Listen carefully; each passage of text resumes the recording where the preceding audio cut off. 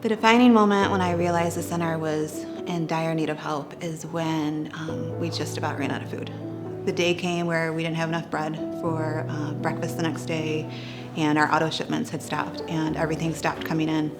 And so our budget is precisely down to the number of slices of bread we need and the gallons of milk. And when everything stopped, we were out in the stores battling for everything that you wear in your home, but we were doing it for 42 kids, and that was very impactful and scary.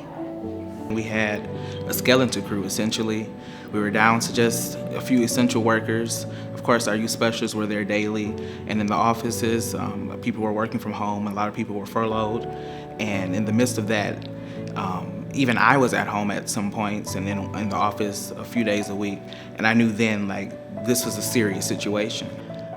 My biggest takeaway from this experience is definitely just my renewed faith in humanity in general. Again, the importance of life you can kind of take for granted going in with your daily routine, and especially in the scenario that we're in, it's very important to stay humble with all of the heavy things that you have to take into account. But part of the biggest impact was keeping in mind at the end of the day, I could leave if I needed to leave, but my kids had to stay. The hardest thing about working through the pandemic was making the choice to leave home. And I lived in a hotel for 42 days. And so that meant not seeing my son for over a month.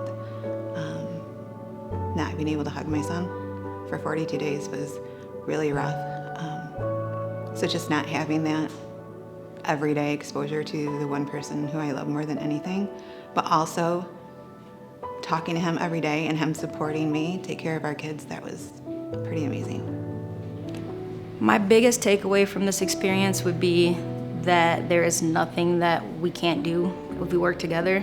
I think that the amount of fear that we were going through and all the different things were coming, every day there was more news and something else was going on, and we would just take it in stride and keep doing what we had to do. So I don't think that there's anything that we can face that we won't be able to overcome if we stay together.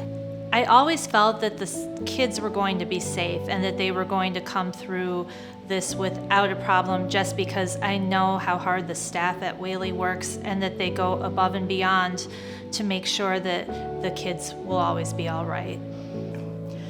The defining moment for me that made me realize that the center was in need of help was definitely the week that we got the news that 3 of our employees had tested positive for COVID-19.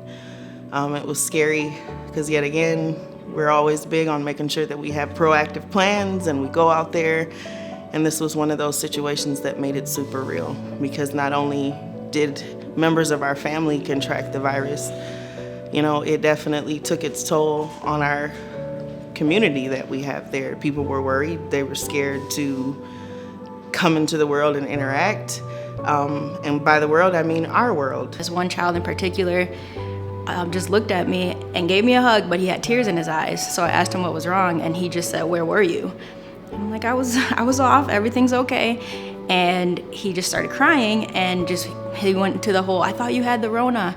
And I realized, 1, they know what's going on. 2, they're just as scared as we are, and they're there. And so just that moment really just stood out to me, because I saw how much he cared about me, how much he missed me, and I realized how much I missed all of them too. I did feel the staff and kids were safe. I felt that Whaley did they took a lot of measures to keep things clean and keep people off campus that didn't need to be there, and keep the kids, just around the kids, and, just try not to expose them to elements that could cause them to get sick. So I did feel comfortable that the kids were safe and staff were safe.